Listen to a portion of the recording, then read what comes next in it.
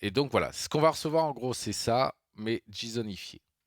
Ce qu'on va faire ensuite à partir de ça, eh ben, c'est qu'on va récupérer les propriétés que l'on nous donne et on va mettre à jour la photo correspondante. Donc il faudra bien penser que même si le but, c'est que le client en face, donc il va utiliser l'API, doit envoyer la propriété photo en toutes les propriétés de la photo. C'est-à-dire que s'il veut changer, par exemple, simplement le titre, il ne va pas nous balancer un JSON qui représente la photo avec juste le nouveau titre. Il faut qu'il nous balance, qu'il nous envoie euh, toutes les propriétés de la photo. En fait, c'est ce que l'on compte recevoir là, c'est un état de la photo telle qu'elle est vue pour le client. Euh, c'est très important parce que nous, là, on va voir là dans l'implémentation, nous, on va prendre toutes les propriétés, enfin les propriétés modifiables, et on va mettre à jour les propriétés de la même photo dans la base de données. Donc, si le client, en tout cas le côté client, nous passe met à jour, par exemple, on veut mettre à jour que le titre et dans sa structure ne met que le titre et tous les autres, quand on va en fait le récupérer nous, en tant que structure de notre côté, vont être à leur valeur par défaut. C'est-à-dire, par exemple, pour une chaîne, ça va être une chaîne vide, pour un entier, ça va être 0, etc. Pour un booléen, ça va être false, etc. Si nous, on met à jour avec des propriétés qui n'ont pas été clairement configurées, eh ben, ça va tout foutre en l'air. Voilà. Donc, il faudra bien le spécifier dans la doc. Ce que l'on attend, c'est la structure complète de l'état tel qu'il est, de l'état de la photo, des propriétés de la photo, telles qu'elles sont côté client. Alors c'est parti. Donc, on avait à moitié mâché le travail ici. Et on avait commencé, alors c'était pas mal parce que j'avais dû faire 1h40 de stream et on avait fait 1, 2, 3, 4, 6 lignes de code. Donc on va essayer là en 1 heure de battre ce record. C'est possible, ça doit être réalisable. Donc la première chose à faire, c'est qu'on va déclarer une variable de type donc photo qui va en fait prendre l'objet, enfin le JSON comme pour instancier les propriétés. D'accord. Donc c'est ce qui est là. Donc voilà, le photo new, ça m'embête un peu. Comment on pourrait l'appeler? Pourquoi ça m'embête un peu? Là, en fait, je les avais nommés photo new, c'est-à-dire, pourquoi pas, remarque, cela dit, les nouvelles propriétés de la photo telles que le client va nous les pousser, et on avait photo ori ici, qui était la photo telle qu'on l'a, nous, dans la base de données, en tout cas son état qu'on a, nous, côté serveur, et photo new, c'est l'état côté client. Donc du coup, on a peut-être une idée pour les noms. Euh, Ouais, je pourrais faire photo client, c'est ce que j'allais dire, photo serveur, mais ça va pas être plus clair non plus. Bon, on va rester sur photo news. Si ça nous pose problème, un problème quelconque, on le changera le moment venu. Donc var photo. Alors du coup, je vais l'appeler comme ça.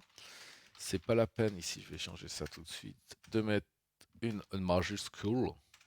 Donc de type photo. Pardon. Modèle photo. Ok. On va donc là on a le body sous forme de byte et donc c'est un JSON. Donc à partir de ce JSON là, on va instancier notre photo new. Ok. Donc on va faire le grand classique. If R. Alors par contre pour vos, allez, ça y est, ça commence. Il a écrit 3 mots, il va commencer à raconter des choses. Je suis vraiment désolé. Pour la petite histoire, cet après-midi, les anciens qui me suivaient pour d'autres choses savent que je suis un fan de toutes les vieilleries.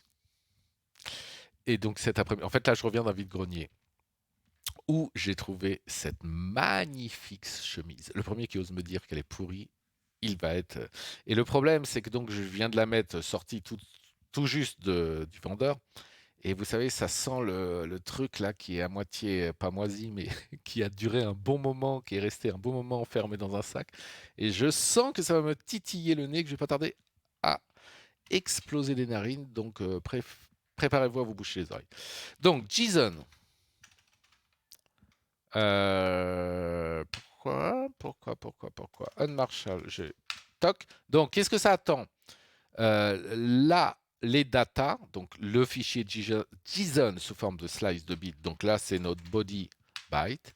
Et l'autre paramètre qui s'attend, c'est l'interface qui va être instanciée à partir de ce JSON. Et donc nous, c'est photonew. OK. On check évidemment l'erreur. Toujours. Hein. If R différent de R, je pense pas que ce soit la bonne chose. Donc, si on a une erreur, concrètement, qu'est-ce qui peut se passer pour que l'on ait une erreur? Donc, le truc le plus probable, c'est que, enfin, il y a deux choses. Soit ce qu'on nous a passé dans le body n'est pas un fichier JSON, enfin un fichier, n'est pas une chaîne, on va dire, mais bref, on va l'appeler comme ça, en tout cas, n'est pas un JSON valide. Soit on nous a mis des propriétés qui peuvent pas être castées dans les types de l'objet. Ça, ce qui peut arriver. Donc, règle numéro 1, ne pas oublier, on ne fait jamais confiance au client. Donc, c'est la chance d'avoir un langage assez typé, même très typé, comme Go, c'est que ça nous évite de faire pas mal de tests. C'est-à-dire que là, par exemple, si ça pète parce que les types vont pas correspondre, c'est-à-dire que par exemple là on a un entier, évidemment à la base tout est sous forme entre guillemets de chaîne, même si JSON pas vraiment on peut définir, mais c'est tellement permissif. Et bien, si ça correspond pas, par exemple là où on a un entier, même s'il le met comme, enfin bref, s'il met une chaîne bonjour par exemple, et ben là on va avoir une erreur. On n'aura pas besoin de vérifier nous-mêmes que c'est un entier, c'est-à-dire soit ça passe pas. Point final. Donc déjà, ça c'est une très bonne chose. Bien entendu, ça ne nous dispensera pas après de vérifier que ces propriétés sont compatibles. C'est ce que j'expliquais dans le précédent stream. Je vous invite d'ailleurs pour les gens actuels et les gens du futur, enfin les gens du futur vous le savez déjà, mais les rediffs, c'est YouTube, on va toutes les coller sur YouTube. Donc voilà, vous les mettrez là-bas. Vous les verrez là-bas. Bref, si vous voulez voir l'épisode d'avant, il est sur YouTube et ils sont dans l'ordre. Donc, si on a une erreur, eh bien, on va s'arrêter là, bien entendu. Comme j'expliquais l'autre jour, j'essaye de me faire assez violence pour utiliser le moins possible la souris, même avec un éditeur comme celui-là. Parce que on perd un temps fou à faire ça avec la main quand on utilise la souris. Ah, voilà, donc le copier-coller, pouf, pouf, pouf, hop. Vous avez vu mes mails, c'est pas grave, vous ferez un arrêt. Donc si on a une erreur, pardon. Donc, toujours le même format pour les logs, donc ces logs que l'on gérera, enfin chacun les gérera comme il veut en fait. Par défaut, ils vont être dans un fichier, mais par exemple là, pendant la période de dev, eh ben, on les envoie par la sortie, sur la sortie standard ou la sortie erreur, comme on veut. Après, on peut strictement, très facilement en faire ce qu'on veut, les envoyer sur un gestionnaire d'erreurs,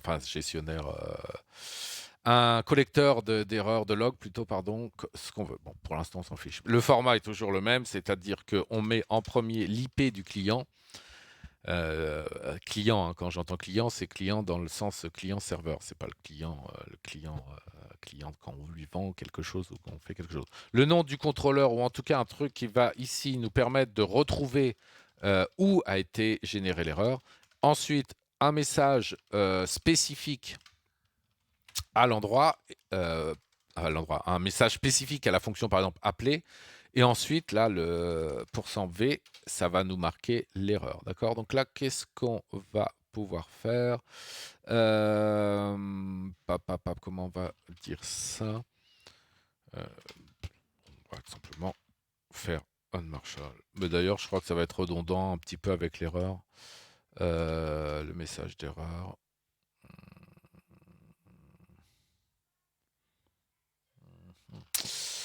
On va mettre ça comme ça. En fait, le but là, c'est d'une part que évidemment on sache de quoi ça retourne, mais aussi de retrouver très rapidement où l'erreur a été générée dans le code. On va pas trop se casser la tête. Donc on balance, on log l'erreur et comme on n'a pas pu. Alors là, par contre, ça va pas être une erreur du serveur, ça peut, mais si cette erreur arrive, c'est plus probablement parce que l'on a une bad request. Donc on va renvoyer un 400. Et comme on est à la plage et que je me suis fait mon petit cocktail tropical, je me cache hein, parce que c'est que du jus de pomme, mais quand même. Non, mais c'est vrai, c'est du jus de pomme. Je sais pas quelles sont les législations par rapport à ça sur les vidéos, les streams, mais bon, de toute façon, c'est du jus de pomme, on s'en fiche. Mon petit cocktail ananas. Donc, à ce niveau-là, on a dans notre variable photo new une nouvelle photo. Super, c'est génial.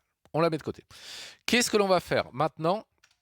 On va récupérer la même photo, l'état de la même photo telle qu'elle est dans notre base de données. Donc on a dû faire un petit truc comme ça au niveau de photo, je pense. Donc comment on va la récupérer d'abord? Bah, évidemment dans les paramètres là, qu'on nous a donné, dans les propriétés de la photo, puisqu'on a toutes les propriétés, on a entre autres le hash de la photo. Le hash, c'est ce qui va nous permettre publiquement, on va dire, c'est la référence publique, donc aussi partagée côté serveur et côté client, qui va nous permettre de retrouver la photo. On aurait pu utiliser l'ID dans la base de données, ce qui est fait en général assez classiquement, mais non, on ne fait pas comme ça, nous. Là, on le fait par rapport au hash. Donc, je ne me souviens plus exactement le nom de la fonction, pourtant c'est moi qui l'ai codé, mais vous savez que j'ai le cerveau un peu flétri. Mais donc, on va l'appeler photo ori. Donc, on a dit, est-ce que je l'ai défini déjà quelque part ou pas? On va peut-être pas avoir besoin d'ailleurs. Photo, on va l'appeler comme ça, virgule R. Donc, toujours, hein, le fameux récupérer l'erreur. Donc, ça doit être dans modèle, comme ça me plairait mieux. Female? No. Get, photo get by hash. Magnifique. Et le hash, on l'a donc dans photo new hash. Boom.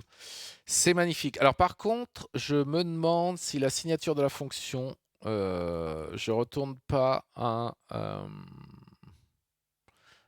3 paramètres, c'est-à-dire la photo, un booléen qui me permet de ne pas checker l'erreur si elle n'est pas trouvée, et une erreur. On va aller voir tout ça tout de suite. Faut que je me souvienne, CTRL B, d'accord. Où c'est photo, get photo? Eh ben pas du tout. Pas du tout, ce serait peut-être un truc à modifier ça. Pourquoi? Parce que si on va chercher une photo d'après son hash comme on le fait ici, bon, on peut donc ça va nous retourner deux choses. Une photo, là, on voit bien, photo et R. Donc, si on trouve la photo, qu'il n'y a pas d'erreur, c'est très bien. On va avoir la photo d'un côté et R anil de l'autre. S'il y a une erreur dans le traitement, c'est-à-dire, par exemple, on n'arrive pas à se connecter à la base de données, on va évidemment pas avoir la photo et on va avoir une erreur qui va nous dire quelque chose. La problématique ici, c'est que si on n'a pas d'erreur fonctionnelle, c'est-à-dire qu'on arrive très bien à se connecter à la base de données, mais par contre, on n'arrive pas, la photo, il n'y a pas de photo qui correspond au hash, on va avoir une erreur aussi, donc une erreur de type, je crois, vu que c'est GORM, ça doit être record not found ou un truc comme ça. Et la problématique, c'est qu'à chaque fois que l'on va appeler cette fonction, s'il y a une erreur, on va devoir regarder si c'est une erreur fonctionnelle, dans le sens fonctionnel, on n'arrive pas à se connecter à la base de données, la requête est pétée, 1000 choses qu'on peut imaginer. D'autant plus, par exemple, on peut imaginer à terme d'ajouter un cache, un système de cache, ben ça peut être aussi, par exemple, que le cache, on n'arrive pas à joindre le cache ou je ne sais pas quoi, patati patata. Donc ça veut dire qu'à chaque fois, dans le code qui va être au-dessus, qui va appeler cette fonction-là, on va devoir, s'il y a une erreur, checker si c'est une erreur parce qu'on n'a pas trouvé l'image, enfin parce que la fonction n'a pas trouvé l'image, ou si c'est une erreur parce qu'il s'est passé quelque chose d'autre. Et c'est très chiant. Et donc en général, je ne sais pas pourquoi je l'ai fait ça, et je ne l'ai pas fait là plus exactement, mais en général, ce que je fais, je rajoute dans la réponse un booléen, comme ça. Je ne vais pas le faire là parce que je crois faudrait changer trop de code et puis on va pas avancer. Je retourne un booléen comme ça. Et donc en fait, ça me permet...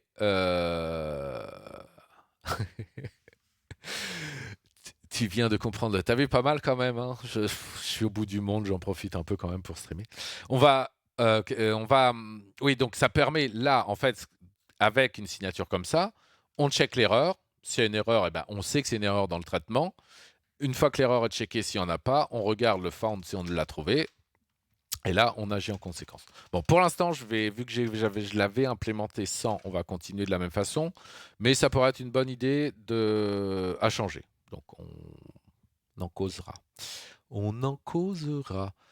Donc, ce qui veut dire que là, comme vous allez le voir, on va faire le traitement de l'erreur pour vérifier si c'est une erreur fonctionnelle, ce que j'appelle fonctionnelle, c'est peut-être pas le terme exact, mais vous voyez ce que je veux dire.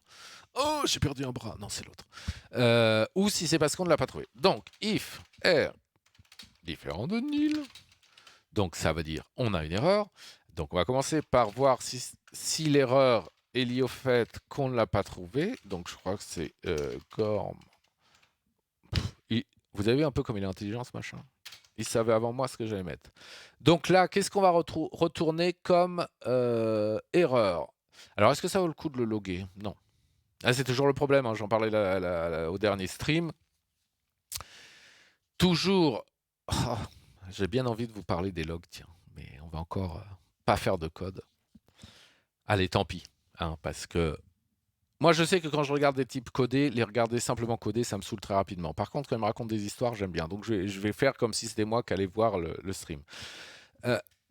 Les logs. Il y a plein de librairies de logs qui existent et toutes...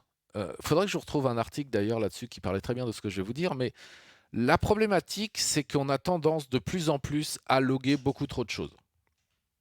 Et vous connaissez le fameux proverbe, trop de logs tue le log. C'est-à-dire que si on commence à tout loguer, on va générer des tonnes de logs. Et à la grande époque, vous n'avez pas connu ça les jeunes, mais avant les logs, eh ben, c'était l'admin qui regardait un petit peu ces logs. Après, ça a été un peu plus évolué. Ils mettaient un script en cron qui tournait, enfin en cron quelconque, en tout cas tous les X périodes, qui tournait, qu'elle allait analyser les logs pour remonter les infos pertinentes. Donc déjà, vous voyez un peu le truc. Ça veut dire que tout le reste, on ne le regardait jamais. Bah, attention, hein, je ne parle pas des logs obligatoires pour la loi ou des logs qui vont permettre de faire des stats, etc. Moi, je parle des logs purement au niveau applicatif, c'est-à-dire des logs qui vont être utiles pour ceux qui maintiennent le programme et le serveur et ce qu'il y a derrière. Maintenant, c'est vrai qu'on a des choses un peu plus évoluées qui vont analyser en temps réel les logs et nous remonter les alertes. Certes, mais ça n'empêche pas, il faut éviter de bombarder de logs avec des choses inutiles. Donc on a plusieurs niveaux de logs, certes. Donc par exemple, debug, info, warn, error, fatal, nanana. J'avais lu un très bon article, je crois que c'est de quelqu'un de la team Go. Ah, elle est classe ma chemise. Hein. Ah voilà, au moins quelqu'un qui a du goût. Et qui disait que en fait, pour lui, il n'avait pas 50 niveaux de log. C'est-à-dire, soit ce qu'on avait à loguer était intéressant, soit c'était pas intéressant. Et donc, on ne le loguait pas. Point final. Et c'est tout. Et là, par exemple, on peut se poser la question, est-ce que c'est intéressant de loguer le fait que on nous a balancé un modèle, enfin un hash en fait, on nous demande de modifier une photo, mais cette photo, on ne l'a pas. Est-ce que c'est intéressant à nous, côté serveur, d'avoir l'info que quelqu'un nous a balancé un hash qui ne correspond pas à une photo? Évidemment, on nous dira, quelqu'un dira forcément, bah oui, c'est intéressant parce que ça nous permet de voir que j'ai fait tomber le fil. Que quelqu'un, ça peut être par exemple quelqu'un qui essaye de trouver des photos et qui fait des hashes au pif, etc., etc. Ah bah le gars il est un peu con déjà parce que s'il fait des haches au pif, il n'a pas le cul sorti des ronces, excusez-moi la vulgarité, mais avant de trouver un hash. Bon, moi j'estime que ça n'a pas d'importance. Hein. Benjamin, si tu es toujours là et que tu estimes que c'est important de loguer le fait qu'il n'y ait pas le gars a mis un mauvais hash, bon bref. Donc bref, on verra plus tard. Mais donc qu'est-ce qu'on va lui retourner au client? Eh bien, puisqu'il nous demande de modifier une photo qui n'existe pas, on s'en fout. Très bien, on est au moins 2. Eh bien, qu'est-ce qu'on va lui répondre? Je vous le dis, no content, pardon. Donc, on lui retourne... Pourquoi tu ne veux pas me prendre? Ouais. On ne lui retourne rien. Enfin, il n'y a pas de body à la requête. Et qu'est-ce qu'on met comme code HTTP? Eh bien, puisqu'on ne l'a pas trouvé, on va lui dire Non, c'est pas ça du tout. C'est pas ça. C'est statut. Où es-tu, not found? Voilà, un petit 404. Je ne vous ferai pas la fameuse blague qui m'a rendu célèbre et qui m'a valu un clown d'or au festival du cirque de Monte-Carlo cette année par rapport à la 404 qu'on lui retourne. Voilà, voilà. Donc, alors j'ai toujours ce tic qui consiste à définir ce que je vais faire, mais en fait refaire tous les commentaires au fur et à mesure. Donc à la fin, ça fait mal une... Voilà, c'est ça. Une 404 lancée à pleine vitesse. Donc là, on a nos deux objets. On les appelle comme ça. Je les appelle comme ça. Et tout au long, j'appellerai ça comme ça. Objet. Même si c'est pas vraiment de l'objet. Bref, on va l'appeler comme ça. Nos deux photos instanciées, on va dire. Hein, d'accord. Alors attendez, je vois les glaçons qui fondent, le jus d'ananas qui s'évapore. C'est l'heure de la pause.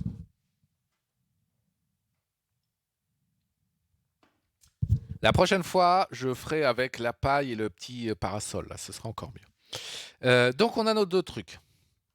Donc maintenant, on va mettre à jour notre photo qu'on a appelée photo ori pour la faire correspondre à la photo new. Enfin, en tout cas, aux propriétés de la photo new.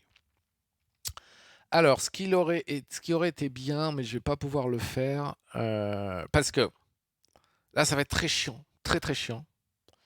Parce qu'en fait, il va falloir prendre chaque propriété, une par une, à la mimine, et voir si ça colle ou si ça colle pas. On va aller voir là, tiens, les propriétés. Et surtout, celles qu'on va bien entendu pouvoir changer et celles qu'on va pas pouvoir changer. Par exemple, on va pas tenir compte du H. Alors, pour qu'on soit tranquille, je vais copier-coller ça à côté, comme ça, on va le savoir. Donc, pour l'instant, on commence par la fin. Pour ce qui est des tags, je ne vais pas en tenir compte pour l'instant parce que c'est pas implémenté de ce côté-là. Donc, enfin de ce côté-là, c'est côté le code là. Le code pour l'instant, on n'a pas, enfin j'ai pas fait le nécessaire pour gérer les tags. Donc on va les oublier pour l'instant. On va bien entendu oublier les commentaires puisque ce sera géré à part. C'est-à-dire que quand quelqu'un va ajouter une commentaire, eh ben, ce sera une requête à part. Ou quand quelqu'un va vouloir supprimer, éditer un commentaire, pareil. Donc ce qui va nous intéresser, ça va être les propriétés entre guillemets de base. Donc je vais les récupérer. Je les récupère toutes pour l'instant. Je vais faire un copier-coller comme ça on aura tout sur la même fenêtre. J'aurai pas switché en permanence. Et donc, je vais toutes les mettre là. Oh, update. Donc, évidemment, là, le code n'est strictement plus valide. C'est rouge de partout. Attention. Donc, bien entendu, le hash, on va pas... Le client ne peut pas modifier le hash. Ça me paraît évident. Donc, je vais commencer par supprimer ce qu'il ne peut pas faire et puis après, on verra ce qu'on peut faire. La description, il peut. La caméra, c'est-à-dire l'appareil photo qui a peur... Enfin, l'appareil photo, même si ça peut être un téléphone, enfin bref, l'objet qui a permis de faire la photo, oui. L'objectif, oui. La focale, oui. Les ISO, oui. La vitesse d'obturation, oui. L'ouverture, oui. Le nombre de vues, bien sûr que non. Le rating, je vais y revenir. Le nombre de vues, bien sûr que non, que le client ne peut pas les modifier. Je réfléchis à un truc, mais bon, c'est bref, je réfléchirai plus tard. Le rating non plus. Le rating, il va falloir qu'on commence à se creuser la tête, les petits gars, là, pour savoir comment on va faire ça. J'en ai déjà parlé un petit peu. Ça va être un morceau très compliqué. Très, très, très compliqué. Très, très compliqué. Bref, on verra ça, c'est pas le sujet du jour. Donc, bien entendu, ça non plus... Il est où mon curseur? J'arrive pas à m'y faire à ça, c'est fou, quoi. C'est... Pourtant, c'est ça. Oui, c'est ça. Hop, on n'en a pas besoin. La catégorie, oui. Alors, bon, on verra quand on y viendra. La localisation, location. Pourquoi j'ai mis ça, moi? Ça n'a pas d'intérêt si on a la longitude, latitude. Si, parce qu'on peut mettre, par exemple, le nom de la ville, le nombre d'accords. Donc oui, on va lui mettre. Privacy, comme son nom l'indique, bien sûr qu'on va le mettre. C'est-à-dire que si cette propriété est à true, yeah, eh bien, ça veut dire que cette photo est privée. Autrement dit, il n'y a que l'utilisateur qui peut la voir. Latitude, longitude, Alors j'avais mis des floats pour ça, je ne sais pas si c'est le plus approprié, a priori oui. C'est un domaine que je connais pas très bien, je vous avoue. Le taken at, donc c'est la date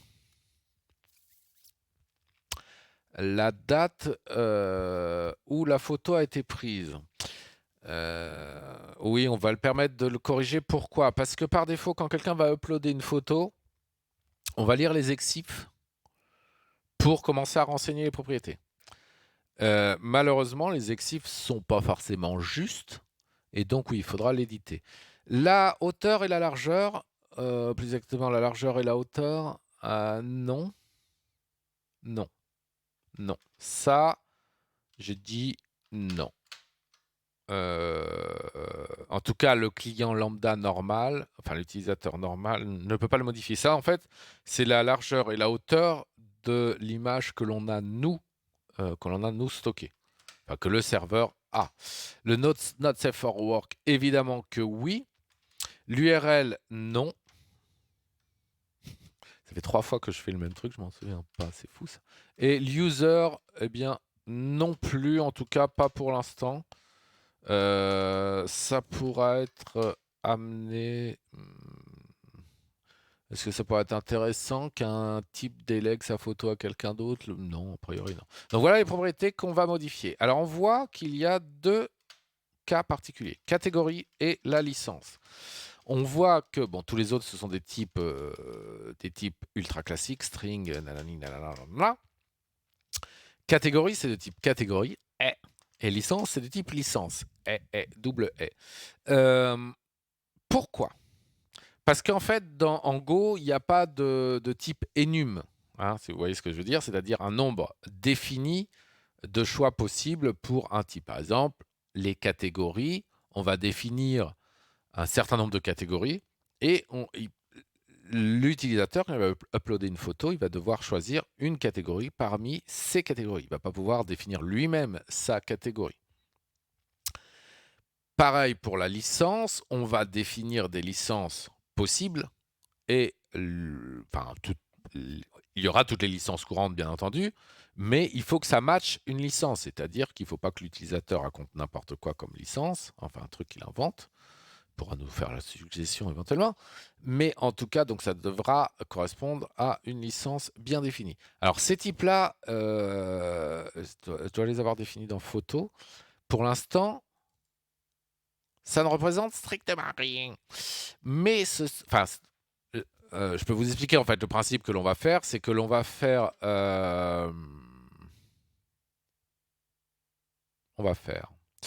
on va définir une espèce d'array. Je vous fais très grossièrement le truc parce que c'est pas le sujet. Qui pour chaque, par exemple, nom de catégorie va avoir un uint qui va correspondre. Donc ça nous permet de stocker en base de données juste un entier plutôt que le nom complet de la catégorie. Et on économise des petits bits. Et oui, il n'y a pas de petites économies. Bon, pour l'instant, je ne l'ai pas défini, du coup, je suis un tout petit peu embêté parce que l'update va poser problème. Bon. Tout ce qu'on sait, c'est que pour l'instant, pour le dev, on s'en fiche. On va définir ça plus tard. Donc, allez, c'est parti. Donc, le nom. Alors, attention à un truc important. Très important. Très, très important. Les types qui sont définis là, au niveau de Go, GORM, donc l'ORM, va essayer de les transcrire par défaut, c'est-à-dire que si on ne met pas d'annotation particulière, GORM va essayer de les transcrire dans un type qui correspond au moteur de base de données. Si je ne m'abuse, et je vais le vérifier tout de suite, puisque ça va être assez simple à vérifier, quand on définit un type string, je crois que lui, en base de données, il fait l'équivalent d'un varchar 255. Dos5? Comment on dit 255 en espagnol? Alors attendez, je suis en train de chercher la base de données, j'ai 50 millions d'onglets ouverts. Bon, je vais commencer par fermer des onglets. HP Customer, on s'en fiche. Ça, je le garde, c'est la lib exif v2. Hein, on va s'amuser bientôt. Enfin, il faut que je vois avec Philippe ce qu'il veut faire. On va coder un package exif. Et ça va être fun. Parce que ça va nous faire mal à la tête. Et ça, j'adore.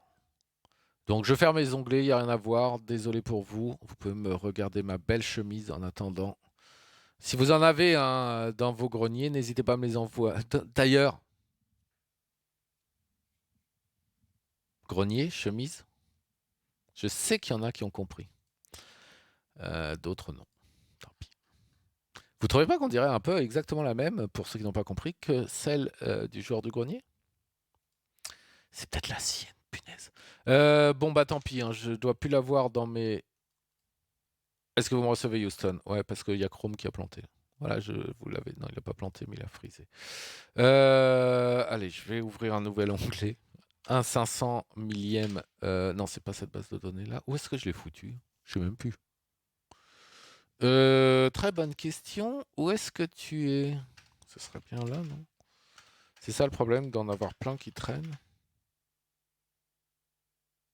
Je suis vraiment un imbécile, moi.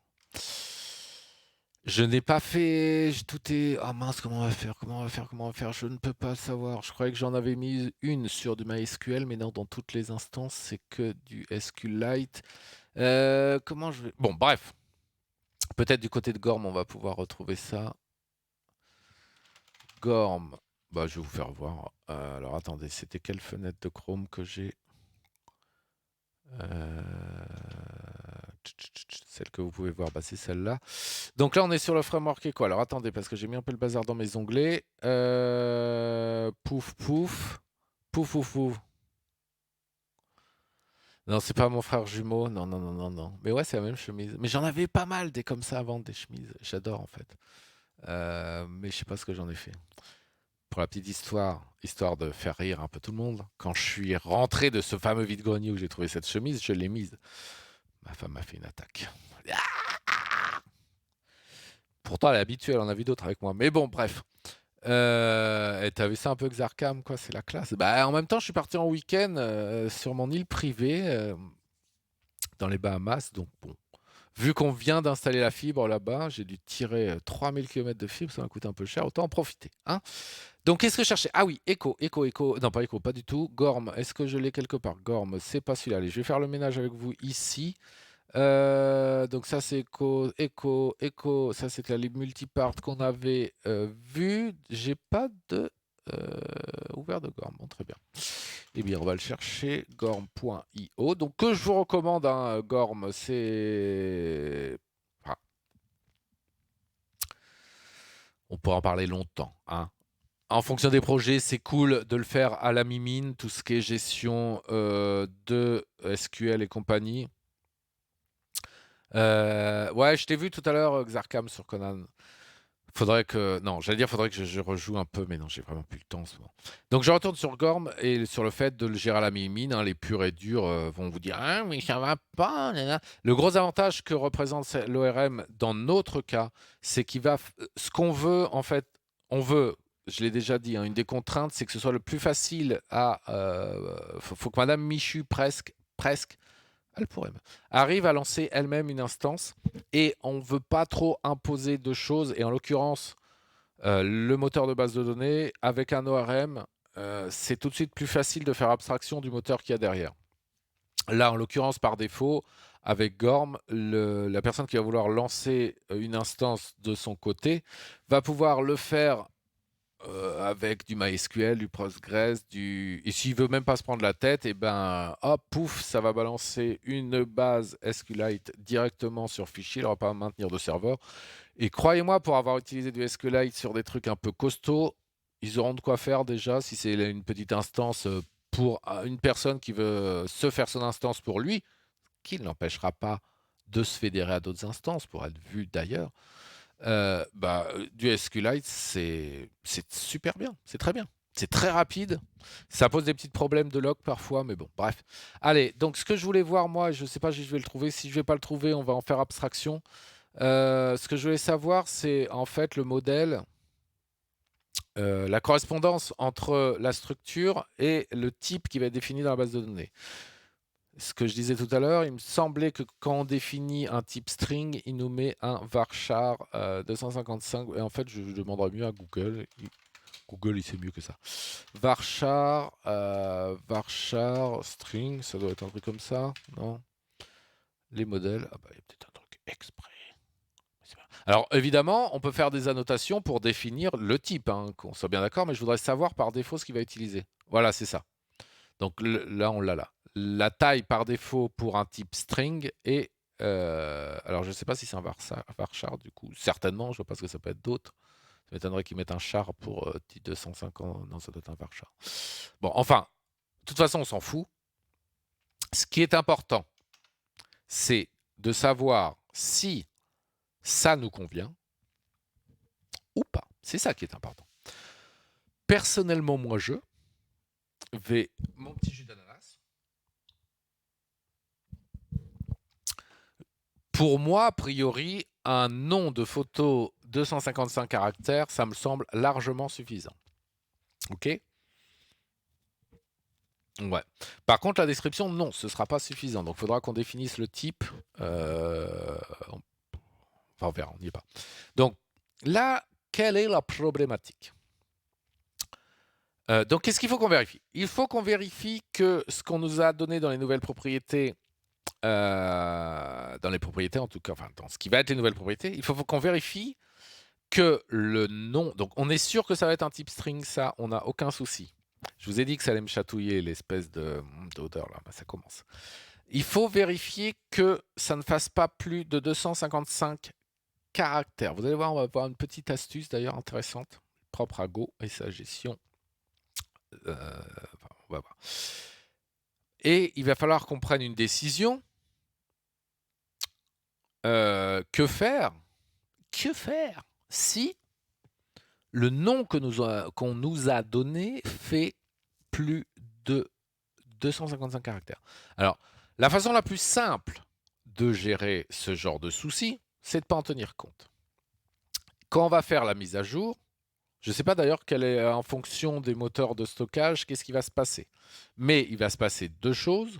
Soit l'update va générer une erreur, puisque ce qu'on veut mettre dans un champ de 255 caractères n'y rentre pas, soit ça va être tronqué. Je crois que MySQL, par défaut, enfin MySQL et ses copains, MariaDB et compagnie, je crois que ça va tronquer automatiquement la chaîne. Je ne suis pas sûr. Maintenant, la question, c'est est-ce qu'on doit nous le gérer et retourner une erreur claire au client comme quoi le nom est trop long, ou est-ce qu'on prend compte que le client, que par exemple le check, parce que quand je dis client, hein, gardez bien en tête que c'est le client au niveau client-serveur. Et on peut très bien imaginer, non, on ne peut pas imaginer, j'allais dire une énormité. J'allais dire comme énormité, on peut très bien imaginer que le client qui va taper l'API vérifie ça. Mais non, bien sûr que non, c'est complètement débile. Oh, on est dimanche. Il peut le vérifier, mais ça ne veut pas dire pour autant qu'on ne va pas pouvoir nous balancer plus que ça.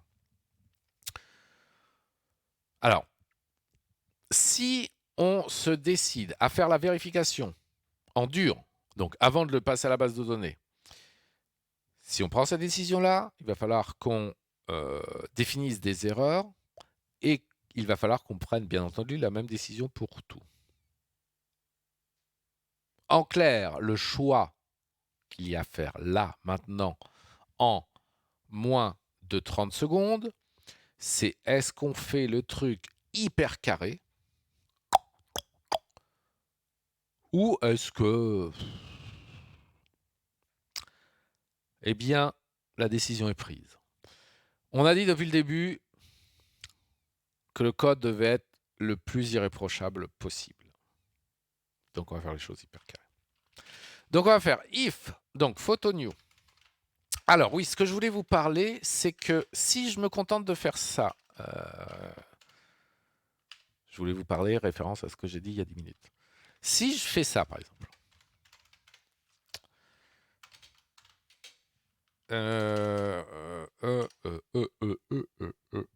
on va pas prendre de risque, même si... en général, moi, quand je fais ce genre de choses, je mets toujours un petit peu en dessous, mais bon, on s'en fout. Mais si je fais ça comme ça, est-ce que ça pose problème? Alors, où je veux en venir exactement? Il va y avoir des caractères, parce que là, on va mesurer concrètement, en fait, même si c'est une string, on va mesurer le nombre de bits, de bytes, ok? Le problème, c'est qu'on va avoir des caractères. Là, par défaut, Go travaille enfin gère en tout cas tous les encodages. Et donc il va y avoir des caractères, il va les prendre en compte. Il va y avoir des caractères qui vont être codés sur plusieurs bits. Et donc ça peut être trompeur. Bon, là en fait ça va pas poser de problème. Mais ça peut en poser quand même parce que ah oui, ça va être chiant quoi. Est-ce que vous voyez ce que je veux dire un petit peu déjà avant d'aller plus loin? Oui, je pense. Parce que est-ce qu'on peut avoir, je l'ai jamais fait, on va regarder un peu la doc, je vais revenir alors sur... En fait, il y a un type en Go,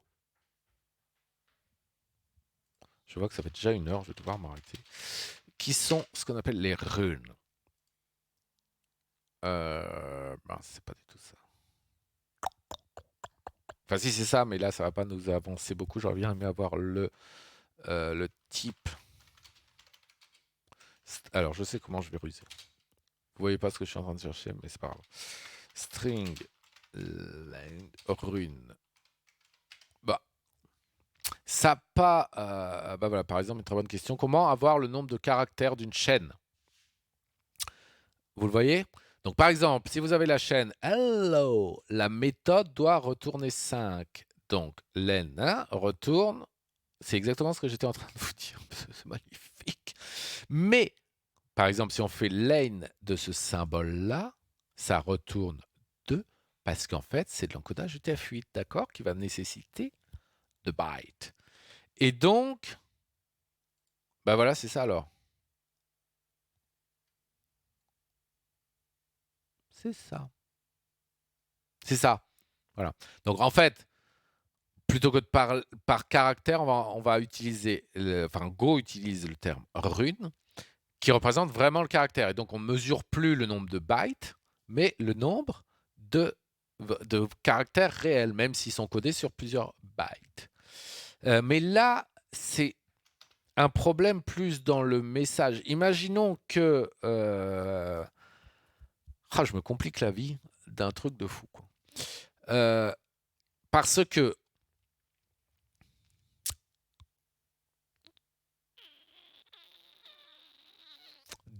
en fait, ce que je suis en train de me demander comme question, c'est au niveau de la base de données, par exemple, on reste sur MySQL, un varchar 255, c'est 255 bytes, où il tient compte aussi de l'encodage pour faire des caractères. À mon avis, non, puisque c'est une taille vraiment bit qui est vraiment définie.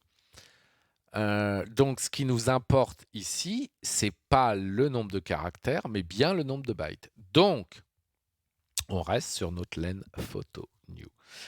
Donc, dans ce cas-là,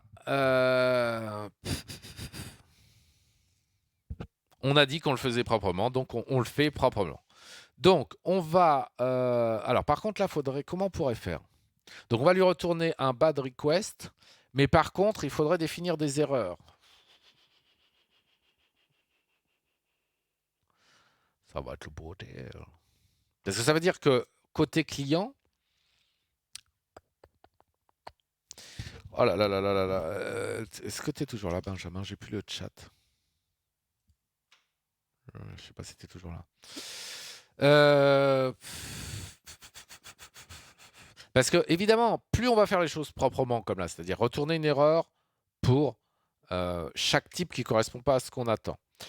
Côté client, implémentation côté client, il va falloir prendre en charge toutes ces erreurs pour retourner un message cohérent à l'utilisateur qui est derrière. C'est-à-dire là, par exemple, lui retourner très clairement ton nom est trop long. Le nom que tu as mis est trop long. Alors, moi, je serais plus partant pour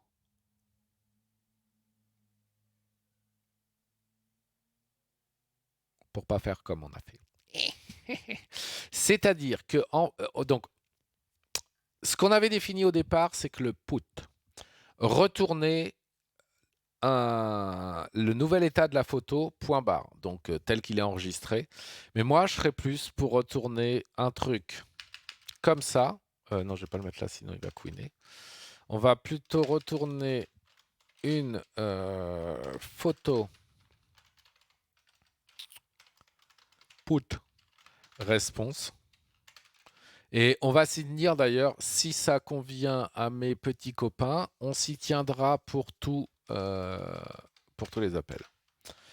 Qui sera donc type photo. Alors vous remarquerez, il y en a qui vont dire, je les entends, ils vont dire ça dans peu de temps. Enfin, certains d'entre vous sont en train de penser, mais au rythme où ils vont, les gars, ils vont pas avancer, hein, parce que là, ça fait 1 heure, il a fait. Oui, c'est le problème du stream.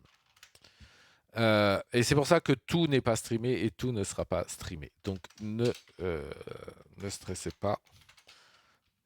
Comme je disais un peu plus tôt, si un stream de live coding, on se contente de coder comme des bourrins sans rien expliquer, sans rien faire, sans rien discuter, sans rien échanger, ça n'a, à mon avis, à mon sens, aucun intérêt. Là, on y va doucement, évidemment, par la force des choses. On parle, on explique. Et voilà. Donc là, en fait, ce qu'on va faire un code, un CAD. On va retourner un code qui va être un new int, on s'en fout, 8, parce qu'à mon avis, il n'y en aura pas des millions.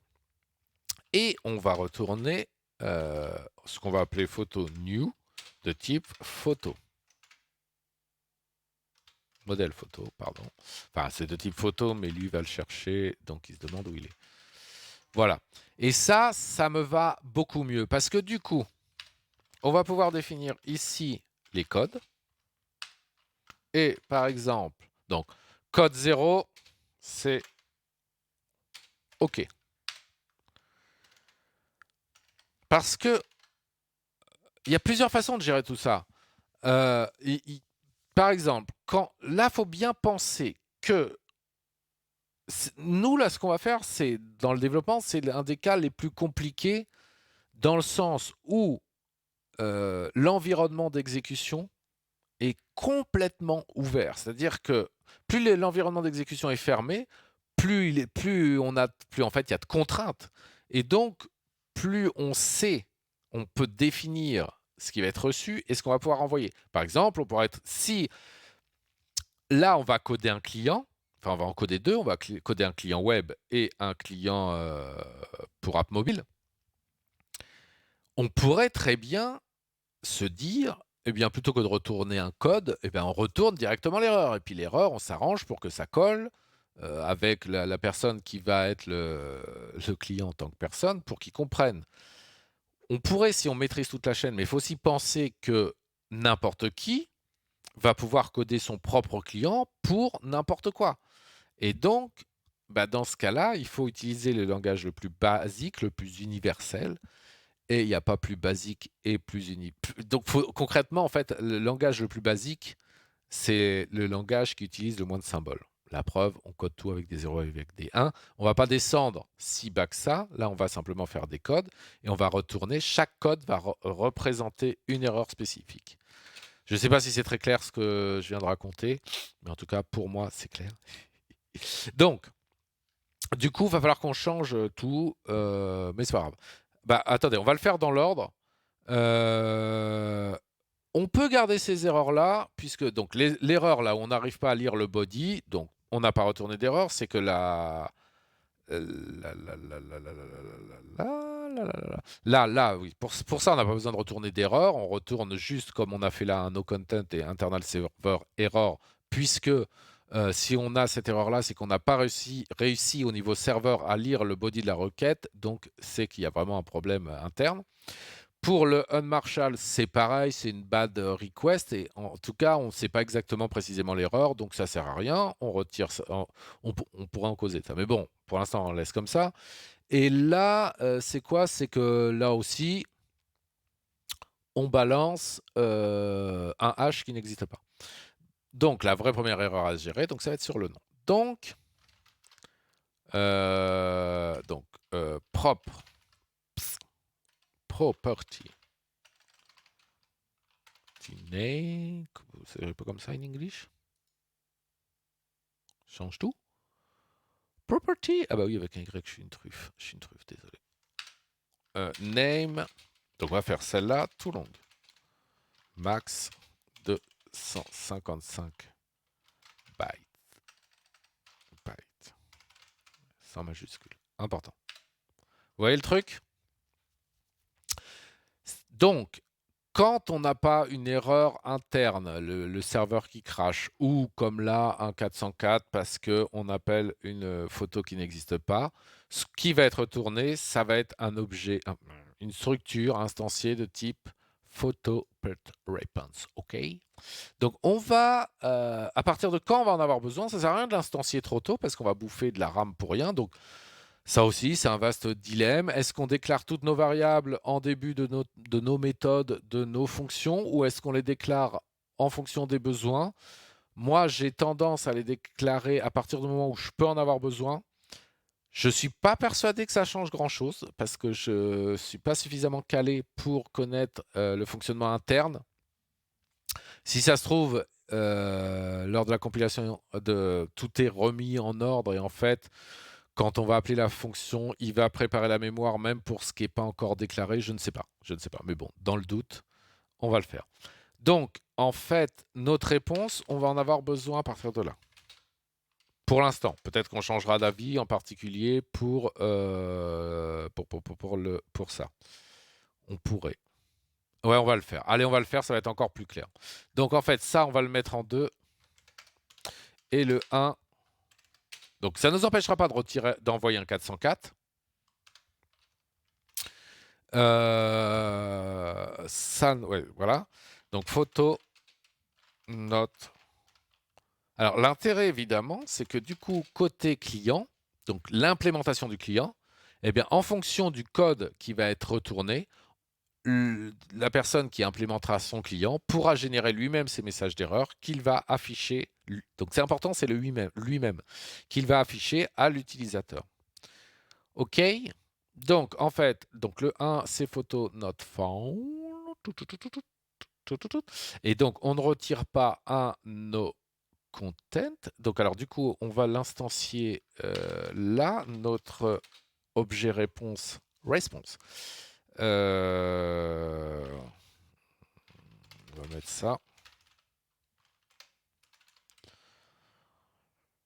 Et on va faire response. Alors, non, je vais pas faire ça comme ça. Je vais faire... comment je l'appelle? Je m'en souviens déjà plus. Photo put response. Donc, faut savoir que quand l'instancie à vide, entre guillemets, comme ça, donc ça va être les propriétés par... Enfin, les valeurs par défaut de chaque type qui vont être utilisées. Autrement dit, par défaut, le code va être à 0. Nickel, c'est ce qu'on veut. La photo, il ne va rien y avoir dedans, ce qui est normal, puisque pour l'instant, on n'a pas mis à jour. Donc, si ça doit retourner maintenant, ça ne retourne rien pour la photo. Et donc là, on ne fait plus du no content, mais du JSON. On retourne toujours le statut HTTP not found, mais par contre, on retourne... oui, enfin, du coup, je devrais faire ça. Response.code. Donc, on a dit que si c'était qu'on ne trouvait pas la photo égale 1, et là, alors, ouais, ben c'est pas grave. C'est pas grave. C'est pas grave. OK? Moi, ça me paraît pas mal de faire ça. Ça me paraît bien. Reste à savoir... Alors, ça peut poser un problème. C'est-à-dire qu'en fonction des codes de statut, il y a peut-être des statuts où on ne peut pas retourner de body en même temps. Je ne sais pas, je ne suis pas sûr. J'en sais rien. Il faudra vérifier. En tout cas, là, pour le not found, on peut. Donc là, vous le voyez, ouais. Si la longueur de la photo est trop grande, on fait notre response code égale, donc on a dit 2, hein, ici, si c'est trop grand. On va même faire ça pour que ce soit encore plus parlant. Donc évidemment, il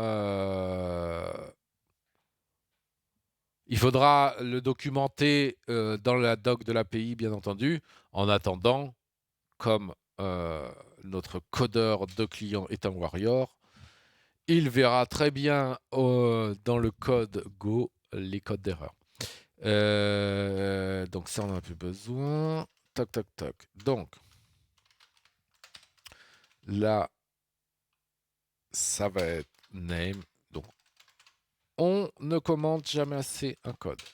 Égale 2 et on fait return. Donc, qu'est-ce qu'on va retourner comme code d'erreur là? HTTP. Je vous le demande. Vous avez 30 secondes le temps que ça vous arrive.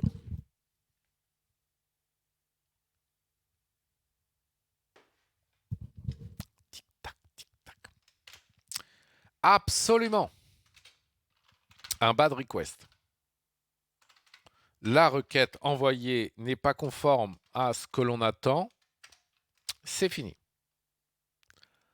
Donc pour l'instant, tout ce qu'on va vérifier, on est sûr.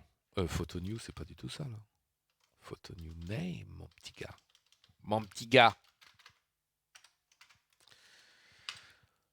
Donc pour ce qui est du nom, pour l'instant, c'est tout ce qu'on va faire. Alors on pourrait faire des modifications du type, on va mettre la première lettre en majuscule, on va tout mettre en minuscule, mais non, on va pas. Parce que autant sur certains champs, oui, ça pourrait être utile.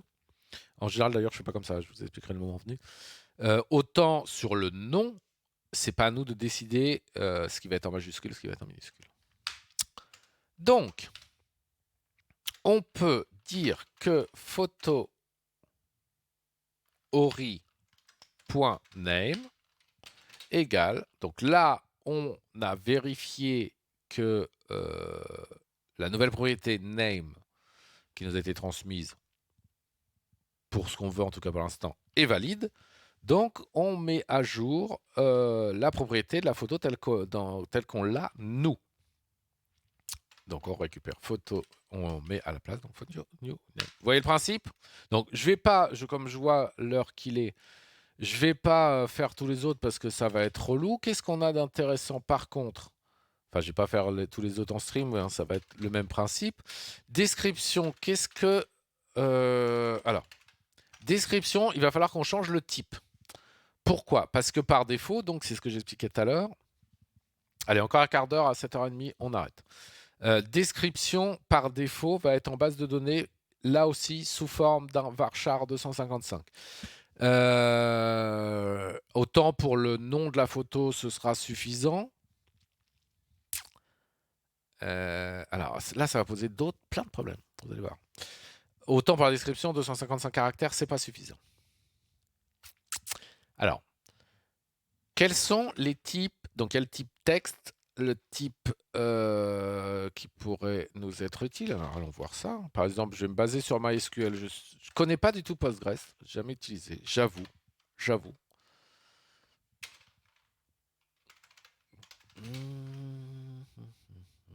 Ah bon.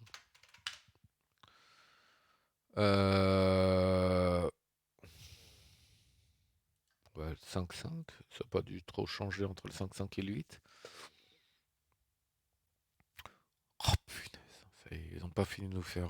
hein. Allez, je suis d'accord. Tu ne les as pas là? Bah, je me suis trompé un petit peu ou quoi?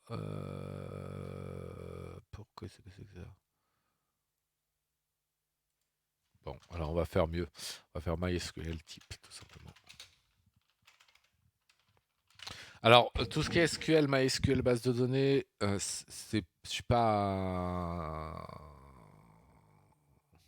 Je l'utilise. Voilà. Après, je suis pas du tout... Parce que la question que j'étais en train de me poser à l'intérieur de moi-même, dans ma tête, à moi que j'ai, c'était de savoir si les types... Parce que SQL, c'est normé. Est-ce qu'il y a des types qui sont normés, ce qui veut dire que les types vont être les mêmes, quel que soit le moteur de base de données qu'il y a derrière, à partir du moment où ça implémente le langage SQL? J'en sais rien du tout. Ce sera une chose intéressante.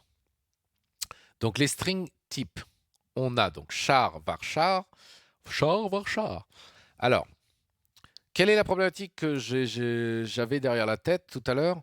C'est qu'il va y avoir des types qui vont pouvoir permettre plus ou moins facilement de faire de la recherche. Parce que quand on va chercher une photo, il pourrait être intéressant de rechercher également dans la description. Il pourrait. Donc, en tout cas, char varchar, On va être limité, les tailles maxi, de toute façon, ça va être trop petit, hein, je crois. Ah ben non. Non, non, je dis des bêtises. Varchar, on peut monter jusqu'à 65 000. Ce qui, pour le coup, sera largement suffisant. Et il me semble que sur du Varchar en MySQL, on peut faire de la recherche full text, à condition que le moteur de stockage le permette. Par exemple, InnoDB ne le permet pas, je crois. Est-ce qu'on a du full text là-dedans? Est-ce qu'ils en parlent? Full text. Non, non, bah on va chercher, c'est pas grave. MySQL, full text. Full text cherche. Bon, cela dit, je suis en train de perdre du temps, mais c'est pas grave. Pourquoi je suis en train de perdre du temps? Parce que la recherche full text, de toute façon, va être hyper dépendante du moteur de stockage et du moteur de stockage, justement, oui, et du moteur de base de données. Et donc, il faut que l'on parte du principe qu'on n'a pas de recherche full text dans le champ description. Du coup, ça va être assez embêtant, je sais pas comment, parce que évidemment, si on n'était pas un truc décentralisé et compagnie, on se dirait, eh bien, c'est pas grave, on met un moteur d'indexation et en avant, OSEF. Mais n'oublions pas la règle numéro 1 du PeerPX Club, pas de dépendance. Pas de dépendance. Donc, la personne qui veut créer son instance n'a pas à installer un système d'indexation quel qu'il soit. Bon. Est-ce que quand on fait des recherches sur une photo, est-ce que oui, je réponds avant de poser la question. Est-ce que je suis en train de réfléchir quand je fais des recherches sur Flickr ou 500px, est-ce que ça nous remonte par rapport aux descriptions? Je crois oui. Allons voir sur 500px. On va essayer de faire une recherche sur un truc assez sur un truc qui va pas être en fait dans les tags par exemple. Donc qu'est-ce qu'on pourrait chercher? Golang. Il va pas. M'étonnerait qu'il y ait un type qui ait mis une photo avec un tag Golang. D'ailleurs, je serais déjà surpris s'il y a un gars qui a mis ça dans la description. Mais cherchons. Eh ben ouais. Alors voilà, par exemple, très intéressante. Et ça marche. Puisque, bon, hormis celle-là, je ne sais pas trop ce que ça fait là. Mais en tout cas, là, oui, puisqu'on voit les petits gophers, là aussi. C'est dans un t-shirt d'une réunion. Là aussi. Là, je ne sais pas, mais je suppose que c'était une conf liée. Donc, on va voir celle-ci pour voir où est Golang, si c'est dans la description. Il a mis un tag. Alors, non. Enfin oui, mais non. C'est-à-dire qu'en fait, c'est bien... Ça, c'est la description de la photo. D'accord? Vous voyez, ouais. En fait, parce qu'il a dû mettre un truc automatique, c'est une photo qu'il a faite avec son mobile, qu'il a posté sur Instagram, et il doit avoir un truc qui exporte automatiquement d'Instagram. Vous la voyez pas la photo, en même temps c'est pas grave. Puis je vais pas la mettre parce que voilà. D'Instagram, qu'il exporte automatiquement d'Instagram donc vers 500px, ce qui veut dire que 500px fait bien une recherche dans la description.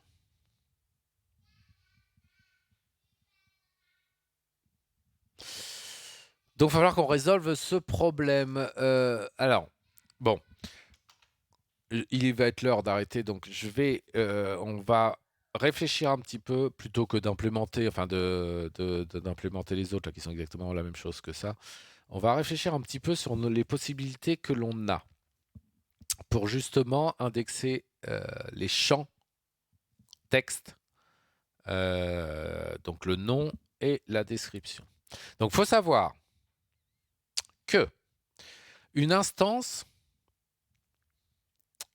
j'ai essayé d'être clair, ça va être compliqué. Le côté fédération de la chose signifie, je ne sais pas par quel bout le prendre pour l'expliquer. En fait, chaque personne, n'importe qui peut créer une instance. Donc une instance va servir toutes les fonctionnalités qui vont permettre de créer des comptes. Donc par exemple, imaginons moi à titre privé comme ça, j'ai envie, je crée une instance. Mettons par exemple, tiens, je fais de la photo argentique spécialisée dans le grand format, les chambres photos. Eh bien, je vais créer une instance où en fait toutes les photos une instance qui va avoir un thème. En fait, je rajoute des trucs, ça sert à rien, mais bon, bref, c'est pour l'histoire. Une instance qui va être, eh ben, vous êtes photographe, vous faites de la photo argentique à la chambre, eh ben, venez sur mon instance, créez-vous un compte, et en fait, sur cette instance-là, il va y avoir que des photos de ce type-là. OK? Ça veut dire que si on se connecte sur cette instance, on va donc, en tant que visiteur pur et dur, on va pouvoir voir la timeline, voir les photographes qui ont posté, faire des recherches, mais aussi cette instance-là va pouvoir dire, eh bien moi je vais me fédérer à une fédération qui regroupe d'autres instances, et pour que si quelqu'un sur une autre instance fasse une recherche, les photos que j'ai sur mon instance remontent dans les résultats de la recherche. Vous voyez un peu le... Ce qui veut dire que non seulement, je réfléchis en même temps, une instance va devoir indexer les photos qu'elle héberge, mais... Oh la vache. Non, en fait, parce que la solution, c'est que on a plusieurs solutions. Soit quand on fait une recherche sur une instance, ça envoie la requête, la même requête de recherche sur toutes les instances de toutes les fédérations, parce qu'une instance peut appartenir à plusieurs fédérations, de toutes les fédérations. Donc potentiellement, ça peut envoyer des milliers de requêtes à des centaines d'instances, enfin des centaines d'instances à des centaines de requêtes, des centaines de requêtes à des centaines d'instances, ce qui est complètement injouable. Injouable. Parce que le résultat de la requête, il va revenir au bout d'une heure. Enfin, il faut attendre que tout le monde remonte, faire le tri, blablabla. Ça, c'est pas possible. D'accord? La solution,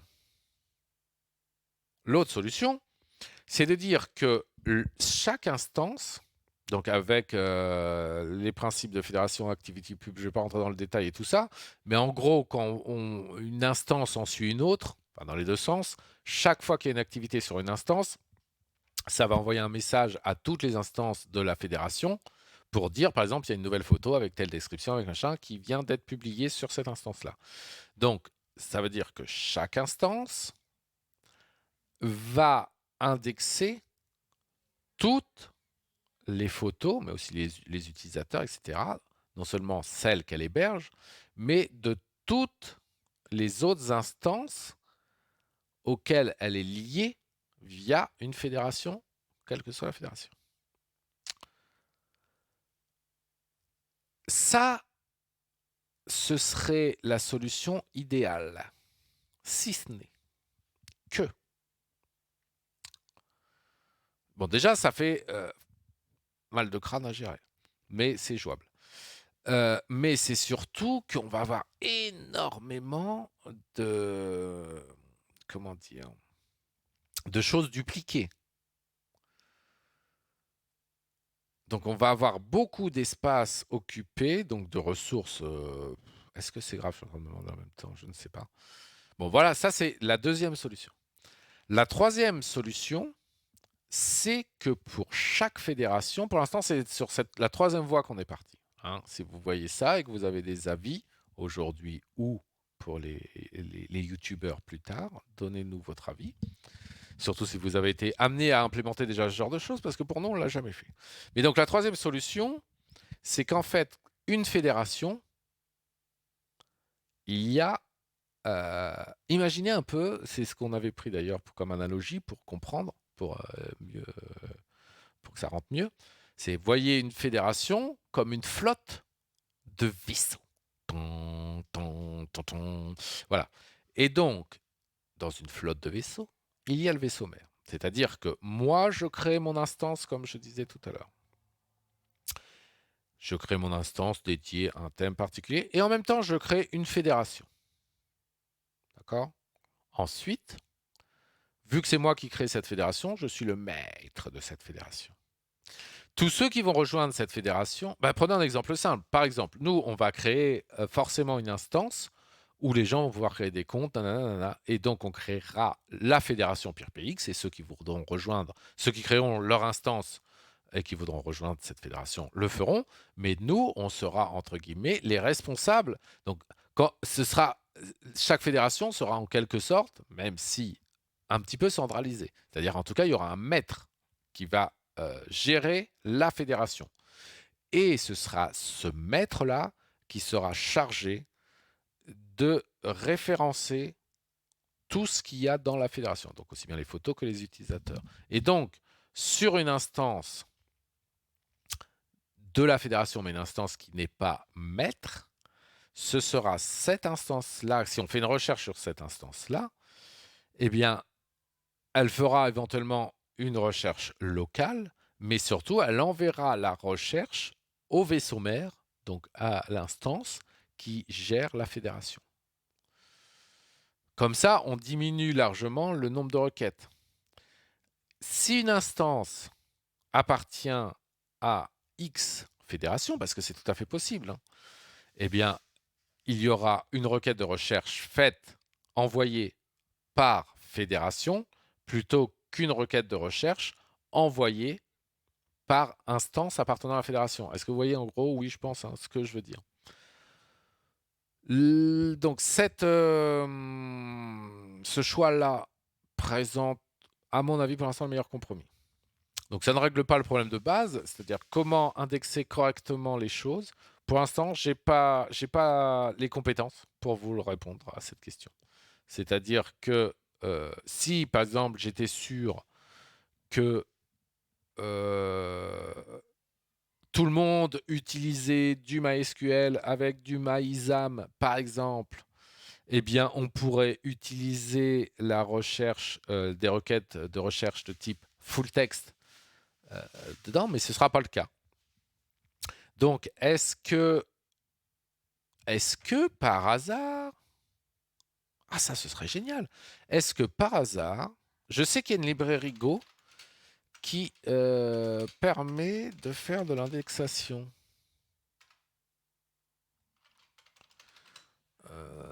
Voilà, c'est Blive. C'est ça. Enfin, Bleve, je sais pas comment ça se prononce. Alors, par contre, comment c'est stocké? Très intéressant. Bah, écoutez, ce que je vous propose, on va pas s'étendre là-dessus. Vu qu'il est l'heure, moi, il faut que j'arrête. Vous voyez pas, mais vous regardez, c'est GitHub /Blive Church. Blive. Donc, c'est de l'indexation full text. Ce que je voulais voir, c'est comment...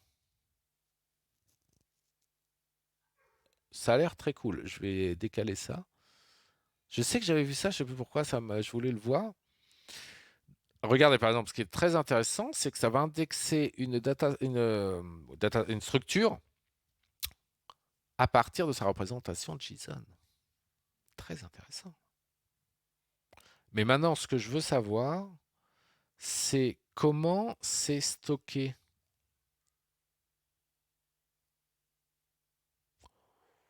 Je crois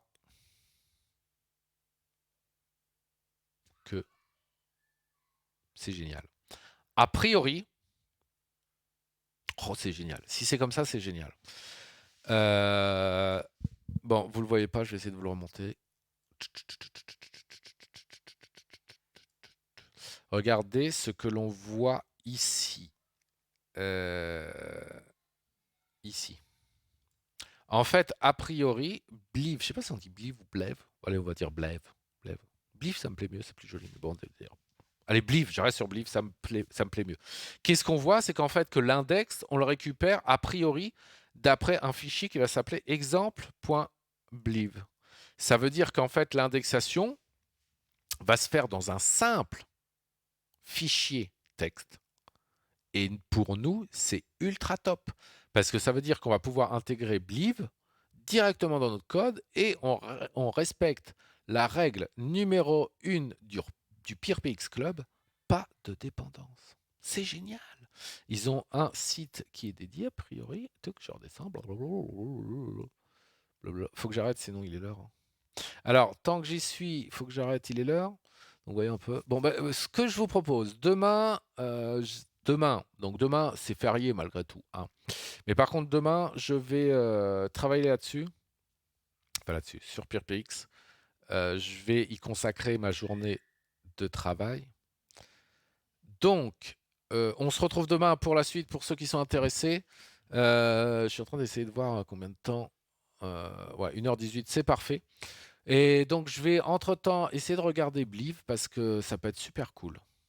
Ça peut être super cool. A priori, ça correspond tout à fait à ce qu'on cherche et donc ce serait génial. Mais bon, évidemment, le contre-coup, ça veut dire que les données, on va les stocker 2 fois. On va les stocker une fois en brut dans la base de données et puis on va les stocker une autre fois de façon indexée dans Bliv. Mais c'est pas grave. Enfin, je veux dire, enfin, faut savoir qu'on va stocker de la photo, donc ça va représenter des gigas et des gigas et des gigas de données, des tétras même, des téras. Euh, Pas des tétras, c'est les oiseaux. Bref, le gars qui va vouloir créer une instance, il veut créer une instance et pas consommer de données de disques et compagnie, faut qu'il oublie, hein. Parce que par définition, vu qu'on va stocker des photos, ça va utiliser beaucoup, beaucoup, beaucoup de données.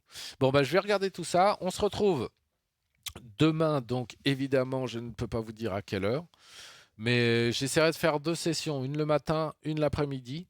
Et on continuera ce qu'on a fait. Entre-temps, je vais essayer d'implémenter rapidement, je le ferai pas en stream parce que ça n'a pas d'intérêt. Donc la suite de ça, c'est-à-dire bah, exactement la même chose que ça, mais pour toutes les autres valeurs. Et puis, en fait, c'est ça. Demain matin, en début de matinée, je finis le put, le pot. Je le streamerai pas, ça n'a aucun intérêt, puisque c'est la même chose que ça. Éventuellement, je reprendrai le stream pour faire les tests unitaires. Ça peut être intéressant. Que j'aurais dû faire un petit peu avant, on s'en fiche. Et puis voilà. Allez, je vous souhaite une bonne soirée. Et puis pour les visiteurs du futur, hein, une bonne journée, une bonne soirée aussi, une bonne matinée, un bon appétit, un bon week-end, de bonnes vacances et tout ça. Et je retourne sous mon parasol.